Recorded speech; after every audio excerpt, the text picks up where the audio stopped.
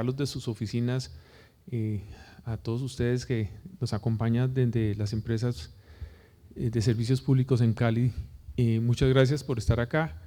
Lo mismo a la Secretaría de Planeación. Hoy tenemos como invitados al doctor Juan Carlos Rocha y al doctor Jaime Ramírez de PPU Abogados.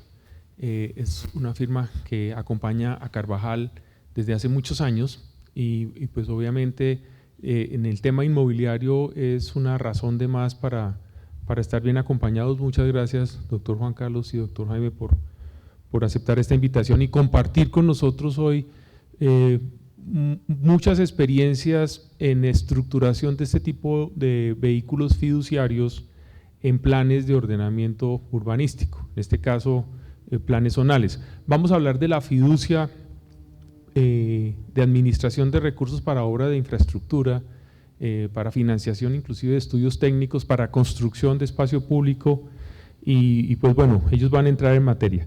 Como estamos, digamos, veo que hay personas nuevas en el auditorio, en los otros talleres que hemos tenido en las semanas anteriores, hacemos una breve introducción de localización geográfica. ¿Dónde estamos? ¿Por qué estamos ahí? ¿Qué es el Plan de Ordenamiento Zonal del Norte en términos de lo que implica para Cali como proyecto de ciudad? Y vamos a mostrar de manera muy rápida unas diapositivas para luego darle la palabra al doctor Juan Carlos. Bueno, esto es lo que hoy en día está pasando hacia el norte de la localización del POZ. Estos son ya colindando con Cali en el municipio de Yumbo. Este plano lo encontramos desde el año 83 y nos pareció muy importante ver cómo en esta cartografía de la ciudad, en el señalador no me está funcionando, pero bueno, aquí a mano derecha superior, esta mancha verde grande es lo que hoy denominamos el Ecoparque Tres Cruces Bataclan. Pero lo interesante es ver que esa pieza tiene una localización estratégica, geográfica y ambientalmente en la ciudad. Y a lo largo de estas semanas nos hemos detenido con los equipos que han trabajado a ver el enorme potencial que tiene esa misma y la trascendencia en el desarrollo urbano de Cali. Entonces, esa relación de este cerro, muy significativo para la ciudad, pues hace parte de su imagen, y la relación con el río Cauca y con el valle es fundamental.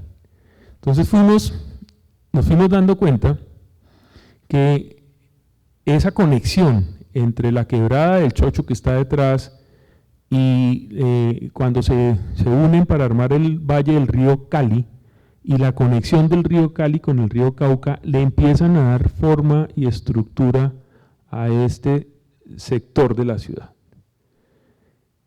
De igual manera, y esto es muy familiar para ustedes, en su momento la construcción de unos canales que recibían obviamente todas las quebradas y los cuerpos de agua que vienen de la parte alta del cerro y tributan en el río Cali, lo mismo hacia la quebrada del Chocho en la parte occidental, configuran la estructura ambiental. Y con la irrupción del desarrollo urbano, lo que está en la foto a mano izquierda es el canal Santa Mónica al frente de Carvajal, es un canal que tiene ya más de 50 años. Cómo se interpretó y se manejó el tema de las aguas lluvias y se controló, digamos, dentro de los desarrollos urbanos, pero desafortunadamente no se hizo así en todos los puntos de entrega de estas quebradas existentes, razón por la cual hoy tenemos esos problemas graves de inundación en los momentos de torrente. El mensaje es el siguiente: Río Cauca, Río Cali, Cerro, Tres Cruces, Parque Bataclan. La línea amarilla es el corredor verde ferroviario que seguramente muy pronto va a tener una intervención que nos conecte norte y sur de la ciudad a través de un sistema de tren eléctrico. Avenida Sexta, proyecto de iniciativa de la alcaldía que está diseñado y que obviamente nos conecta con el centro de manera peatonal, de manera comercial. Y esto nos llamó mucho la atención. En los conversatorios, sobre todo el que tuvimos con la parte ambiental, donde hubo participación de varias universidades, nos encontramos que hay un taller aquí de arquitectos en Cali, de arquitectas muy jóvenes por cierto, que ganaron un concurso público convocado por la Sociedad Colombiana de Arquitectos, pero contratado por la Corporación Ambiental del Valle del Cauca. Ese concurso básicamente es un corredor verde que conecta a lo largo del río Cali hacia la desembocadura del Cauca el cerro de Tres Cruces. Y nos empezamos a dar cuenta también con el equipo de la Oficina de Planeación que estos proyectos son proyectos estratégicos de ciudad.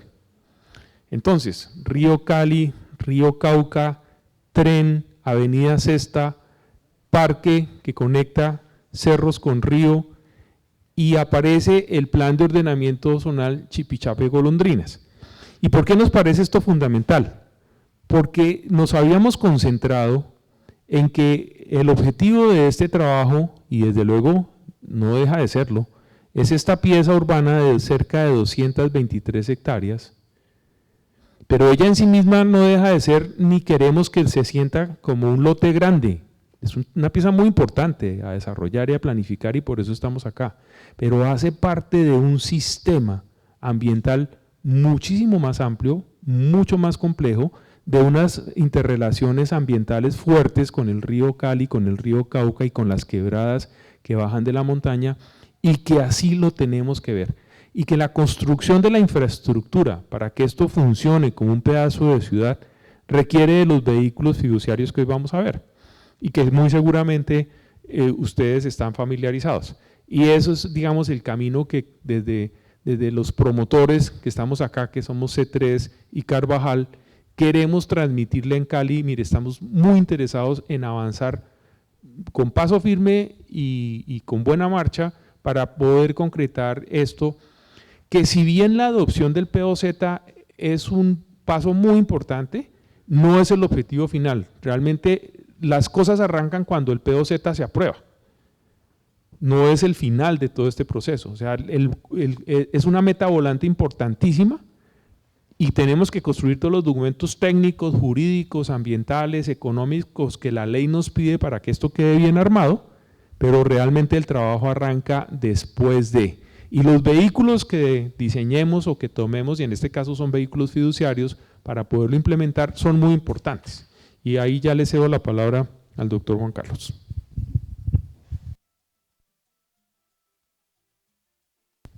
Muchas gracias, buenos días. Mi nombre es Juan Carlos Rocha, socio de la firma Abogados PPU con oficinas en Bogotá y en Barranquilla, asesores del Grupo Carvajal desde hace más de 5 años y particularmente involucrados en este desarrollo y en otros en municipios diversos del departamento del Valle del Cauca, particularmente en el municipio de Yumbo. Aprovecho la introducción del doctor Germán Castellanos también para presentar a Jaime Ramírez, que trabaja conmigo. Somos los codirectores del Grupo Inmobiliario y Urbanístico de la firma, y hemos tenido pues el privilegio de trabajar en los últimos 15 años en este tipo de iniciativas público-privadas, porque esto termina siendo al final del día un mecanismo muy parecido al de las APPs, a las de las asociaciones público-privadas. La ley 388, que ordena el territorio y que nos da los instrumentos de desarrollo urbano e inmobiliario, contiene un catálogo de magníficos principios, obligaciones generales y deberes que se han ido traduciendo con el paso del tiempo en el descubrimiento de nuevos mecanismos que permitan a los promotores de proyectos inmobiliarios desarrollar los principios de la ley. En particular ha sido la fiducia el mecanismo idóneo para que se cumplan los principios de la ley. Como ustedes lo saben, en todo proyecto urbanístico hay una distribución de cargas y beneficios. El uso del suelo se le autoriza al particular o a la entidad pública siempre y cuando se cumpla con unos deberes en materia de obras de infraestructura, de zonas de cesión y de conservación ambiental fundamentalmente. Y eso que se traduce al final del día en una distribución de cargas y beneficios, siendo las cargas todas aquellas obras que debe desarrollar el promotor para que al final del día en las áreas útiles del proyecto se puedan hacer viviendas u otro tipo de construcciones para comercialización, en términos de la ley, las cargas están a cargo del promotor y los beneficios están a la orden de todos los usuarios de la zona, no solamente de quienes compran unidades en los proyectos inmobiliarios. Esa distribución de cargas y beneficios, en donde, repito, las cargas las asume el promotor, los beneficios los comparten todos los usuarios, ha sido posible mediante la utilización de la fiducia o del mecanismo fiduciario. La fiducia no es un elemento nuevo en el ordenamiento legal colombiano. La fiducia tiene vida propia, independiente en Colombia desde más o menos el año 71, en el Código de Comercio. Ya había unos vestigios anteriores en el Código Civil colombiano de 1887 hablaba de un fenómeno que se llamaba la fiducia civil, que ni siquiera se los voy a mencionar porque se usa ya muy poco y solamente para los efectos de procesos de sucesión de personas naturales. La fiducia mercantil tiene cuerpo y vida desde 1971 y ustedes conocen que la mayoría de bancos en Colombia tienen entidades fiduciarias como unidades independientes con vida jurídica independiente, no son oficinas o centros de costos o de servicios de los bancos, y además hay otras sociedades que de manera independiente se han dedicado solamente al negocio fiduciario. ¿Qué es eso de la fiducia? Para darles como una breve abrebocas. La fiducia no es más que la administración profesional de unos bienes para que se cumpla un encargo, es eso. Particulares o privados o entidades privadas y particulares unen esfuerzos, le entregan unos recursos en dinero o en especie a un administrador profesional para que se cumpla un encargo. Y con la entrega de esos dineros o de esos bienes se crea una cosa que se llama patrimonio autónomo. Al final del día la fiducia y el patrimonio autónomo terminan siendo lo mismo. La fiducia es el contrato que da nacimiento al patrimonio autónomo. Y cuando se habla de negocio fiduciario, se vinculan los dos modelos, el del contrato de fiducia, que contiene las instrucciones y el objeto para hacer algo, y el del patrimonio autónomo, que es el vehículo que se crea con el contrato de fiducia para conseguir un propósito. Eso es justamente lo que pasa aquí. ¿Qué ventaja tiene Colombia con la fiducia? Que está absolutamente regulada y que solamente la pueden ejercer las entidades fiduciarias aceptadas y autorizadas por la Superintendencia Financiera de Colombia. Este no es un negocio para cualquiera, este no es una aventura en la que un tercero, un particular, pueda de buenas a primeras decidir incursionar. No, el negocio en fiducia en Colombia está supremamente regulado y creo que esa es la primera garantía que tienen los partícipes. Y al final del día, en materias como la que vamos a ver ahorita frente al POZ, es como el respaldo contractual e institucional que existe para que se cumpla lo previsto en el POZ, en la Ley 388, y que se vuelva una realidad el desarrollo de infraestructura en materia de servicios públicos, de equipamiento y de desarrollo urbano de las ciudades y de los territorios. Un plan como el del POZ no se ejecuta en un año o en dos. Creo que por los volúmenes de las inversiones, por la velocidad con la que se absorben las compras de las viviendas, esto en menos de 30 años no se hace. Luego, esto no es un proyecto de Carvajal para Carvajal, esto es un proyecto de los promotores para el largo plazo de la ciudad. Eso es lo que termina siendo. Y baste con mirar proyectos similares como el de Lagos de Torca en Bogotá, cuyo desarrollo tomará más o menos 50 años, o como los que ya se han hecho en Cartagena, en la vía que conduce de Cartagena a Barranquilla, Serena del Mar, que se ha venido desarrollando en el curso de los últimos 25 años. Luego, esto no empieza hoy para agotarse mañana, esto arranca con el POZ, pero llevamos tiempo atrás planeándolo y desarrollándolo y tomará 30 o 40 años. Luego, es un proyecto de largo aliento para la ciudad. Eso para darles un poco el abrebocas en relación con la fiducia, para eso es la fiducia. En este caso, la fiducia del POZ tiene como gran propósito financiar todas las obras de infraestructura que requiere el proyecto, es decir, plasmar en el mecanismo fiduciario todo el sistema de cargas que asumen los promotores en beneficio del proyecto, en beneficio de los vecinos y en beneficio de los futuros compradores de unidades dentro del proyecto. Le doy la palabra quizás a Jaime para que con un poco más de detalle nos muestre cómo viene funcionando esto en el día a día y en la filigrana. Es un poco técnica y pesada la presentación, pedimos disculpas de anticipado, los abogados normalmente nos enredamos en el tecnicismo, pero es que es importante a la hora de entender esto y bienvenidas las preguntas y comentarios que tengan sobre el particular.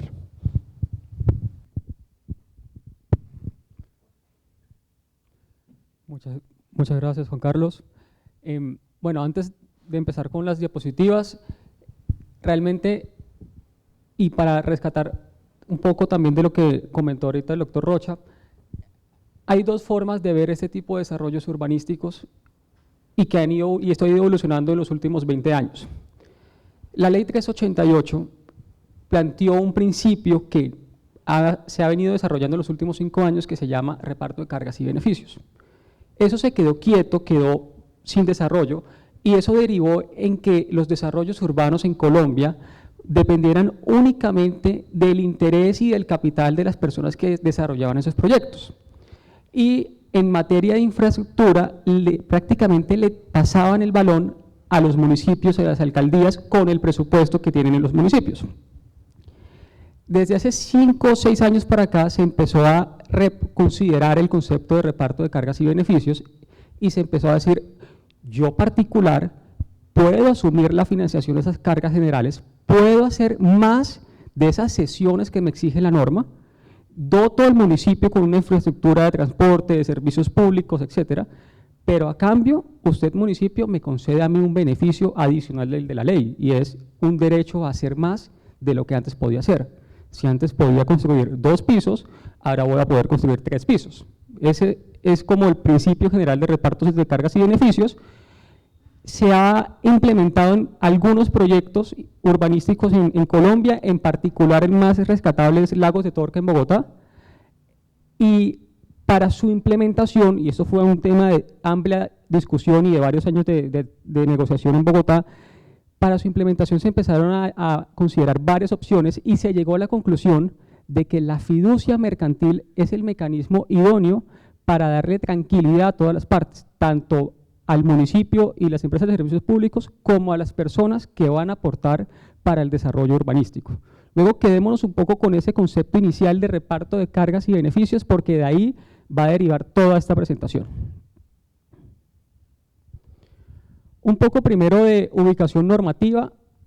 Afortunadamente para los propósitos de este plan zonal, el POT vigente en Cali autoriza dentro de las normas relativas a los planes zonales que se desarrolle el principio de repartos y cargas y beneficios. Si uno revisa ese artículo, uno se dará cuenta que se busca que este plan zonal tenga unas disposiciones en materia típica de protección del medio ambiente, desarrollos urbanos, pero también del diseño de la infraestructura de servicios públicos a través del sistema de repartos de cargas y beneficios.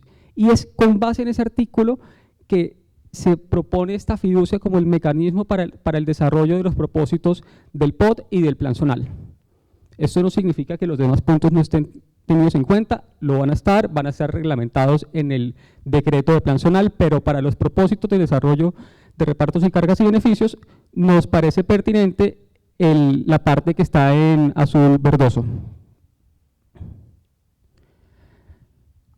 Ahora para profundizar un poco más en el concepto, y en verdad insisto mucho en esto porque es la base de todo esta presentación. El particular, la persona que urbaniza, está obligada a cumplir con unas sesiones en función del tipo de urbanismo que haga.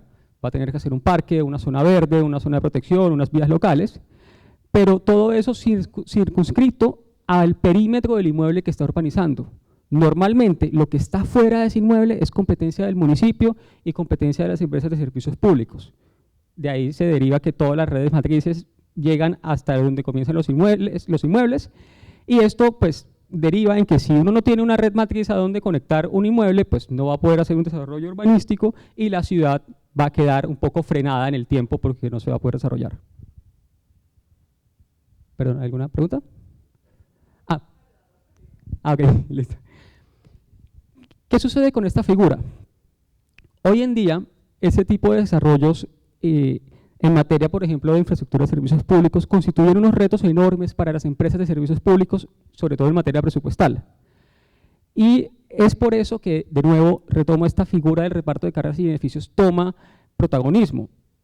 ¿Por qué? Porque el particular está dispuesto a aportar la tierra y a financiar con los dineros que se requieran para la ejecución de esas obras, para que luego esas obras sean entregadas a las empresas de servicios públicos y para que las obras de infraestructura de transporte y de espacio público sean también transferidas al municipio, a cambio de recibir un beneficio, porque de nuevo esto no es un tema de altruismo, esto es un tema de asumo más cargas para que todos ganemos, y como todos ganamos yo tengo que recibir también algo a cambio. En este gráfico de abajo podemos ver lo que sería, a manera de ejemplo y con un dibujo de abogados, el perímetro del plan zonal. El plan zonal, la idea es que se divida en zonas que urbanísticamente se conocen como unidades de gestión, que aquí les llamamos UGUs, y dentro de esas unidades de gestión urbanística se van a encontrar los inmuebles que van a ser objeto de desarrollos inmobiliarios, pero también áreas que van a ser requeridas para el desarrollo de infraestructura de servicios públicos. Lo que va a poner es un ejemplo de abogados, también eso, la definición final va a depender de los diseños que se aprueben, pero supongamos que se requieren unas redes de energía, se requiere un acueducto, se va a requerir probablemente o teóricamente una petar. Y estas infraestructuras tienen que estar encima o debajo de algunos inmuebles. Y los inmuebles que se vean afectados por estas obras van a tener que soportarlas por ley, pero para su ejecución podemos esperar a que se hagan con los presupuestos y los tiempos del municipio o las financiamos a través de los desarrolladores y de las personas que deseen aportar dinero y tierra para estos propósitos. ¿Y qué sucede con esto? A cambio del aporte de las tierras y de los recursos, los derechos urbanísticos van a mejorar. Parémonos por un momento en la UGU 1. Ahí estamos planteando que si se tenía un índice de construcción, por ejemplo, de 1, con el solo hecho de aportar los terrenos para esta parte de la infraestructura de energía y de acueducto o para el aporte de dineros, a cambio de eso voy a recibir un índice de construcción mayor que va a pasar de 1 a 2. Y esto va a ser proporcional al nivel de afectación y de aporte de dineros que se realicen. Si uno compara la UGU 5 con la 1, la zona de la 5 tiene muchas más cargas. Tiene, en este ejemplo, una petar, tiene 2 redes de energía, una red de acueducto, a cambio de la 1 que tiene muchas menos, y por eso la 5 tiene un índice de construcción de 1 y pasa a 4. ¿Por qué? Porque asumí más cargas